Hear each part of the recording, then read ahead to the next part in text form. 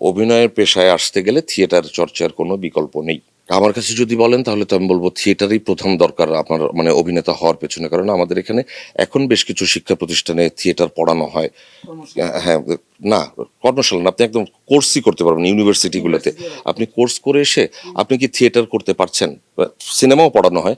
আপনার সিনেমার লোকজন হয়তো ঠিকঠাক মতো সিনেমাটা বানানোর চেষ্টা করছে বা পেছনে কাজ করছে, কিন্তু থিয়েটার যিনি পড়ে পাশ করে আসছেন তারা কিন্তু ওইভাবে থিয়েটারটা করতে পারছেন না, হয়তো জীবিকার কারণে, বাস্তবতার কারণে তার হয়ে উঠছে না। কিন্তু থিয়েটারের দলগুলো যারা আমরা সার্ভাইভ করছি বা চেষ্টা করে যাচ্ছি, আমরা কিন্তু একটা লেভেল পর্যন্ত থিয়েটার করার চেষ্টা করছি, কারণ আমার চর্চার জায়গা ওটাই। আমি এখন পেশাগত কারণে আমি শতাব্দী অদূত একজন অভিনেতা, আমাকে কোথাও রিক্সাওয়ালার অভিনয় করতে হচ্ছে, পরের দিন কর্পোরেট একটা জব করতে হচ্ছে, তারপরের দিন পাইলট, হ্যাঁ হ্যাঁ প্রশাসনের একটা পুলিশ অফিসারের, আমি এক এক জায়গায় এক এক দিন গিয়ে ধুম করে দাঁড়ালে আমার হয়ে যাবে, ব্যাপারটা তো তা না।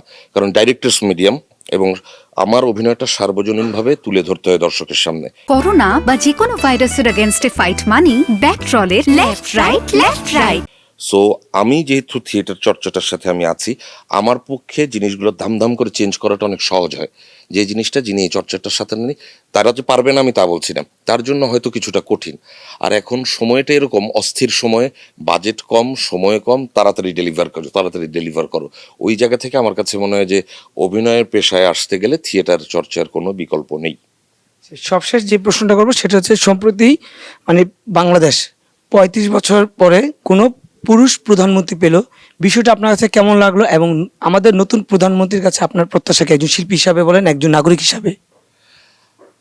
আসলে আমি ওইভাবে রাজনীতির ব্যাপারগুলো আমি বুঝি না, কিন্তু আমার কাছে যেটা মনে হয় যে প্রধানমন্ত্রী পুরুষ নারী ওটা ম্যাটার করে না, চেয়ারটাই ম্যাটার করে। তো আর সেখানে যোগ্যতম মানুষটাই যদি যান তাহলে সেটা দেশের জন্যই মঙ্গল হবে। আর এর আগে যারা ছিলেন তারা তো একটা লেভেল পর্যন্ত দীর্ঘদিন সার্ভিস দিয়েছেন। সেক্ষেত্রে আপনি যদি 30-35 বছর দুইজন ভদ্রমহিলা দেশকে এইভাবে সার্ভিস দিতে পারে, সেক্ষেত্রে আসলে পুরুষ মহিলা ওই ব্যাপারটা আদৌ থাকে না। তারা দেশের প্রধানমন্ত্রী ছিলেন। আর যিনি নতুন প্রধানমন্ত্রী হয়েছেন, আসলে আমরা অনেক কঠিন সময় পার করছি এখন বাংলাদেশ, আর জিও পলিটিক্যাল সিচুয়েশনটা এখন আগের মতো কিন্তু নেই। আপনি আমেরিকা, রাশিয়া, চীন, ইন্ডিয়া, আমরা মানে সবাই মিলে কিন্তু একটা অস্থির অবস্থা সারা পৃথিবী জুড়ে। সেইখানে আমার কাছে মনে হয়েছে যে আমাদের নতুন প্রধানমন্ত্রী খুব ধীর স্থির হয়ে বাংলাদেশের যেন ভালো হয়, অনেক ধরনের টেকনিক্যাল ব্যাপার স্যাপার আছে, এই ব্যাপারগুলো ধীর স্থির হয়ে সিদ্ধান্ত নেবেন এবং বাংলাদেশের মানুষ যেন ভালো থাকে, আমার বাংলাদেশ যেন ভালো থাকে, এই ব্যাপারে উনি উদ্যোগ গ্রহণ করবেন, এটাই তার কাছে প্রাপ্য।